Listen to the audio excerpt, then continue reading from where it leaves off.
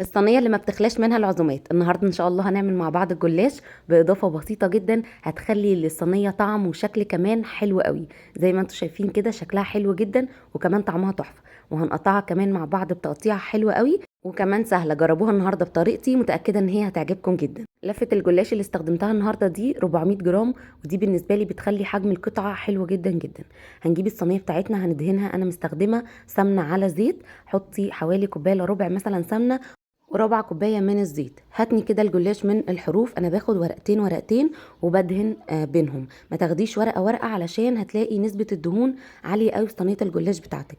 هي ورقتين ورقتين وبنتني الحروف كده. وعلى الجزء اللي انا هحشي فيه انا خدت نص لفه الجلاش، ما بحطش اي دهون. هي الدهون اللي في اللحمه كفايه قوي. لكن لو هنحشي جبنه، لان انا كنت عامله بالجبنه وكنت عامله باللحمه، هتدهني عادي في النص وهتحطي الجبنه بتاعتك. حطيت باقي لفة الجلاش وتنيت بقى الحروف من فوق على جوه، وندهن كويس جدا برضو بالسمنة. وهنا بقى عندنا التقطيعة، طبق صغير بنحطه في النص وبنقطع حواليه بالسكينة، وبعد كده بقطعها علامة زائد زي ما انتم شايفين كده.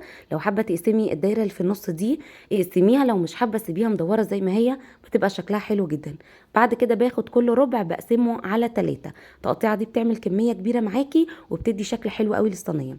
دخلتها الفرن 5 دقايق تتشمع بس، وبعد كده حطيت عليها كوبايه لبن وبيضايه وعليها رشه بس من الفلفل، ما حطيتش ملح. وبعد كده حطي بقى من فوق اللي انت حباه.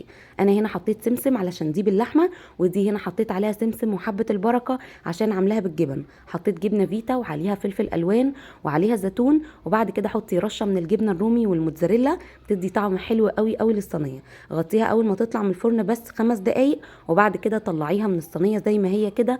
وبعد كده ظبطي التقطيعه بتاعتها تاني، سويتها على درجه حراره 200. لايك وشير لو عجبكم الفيديو النهارده.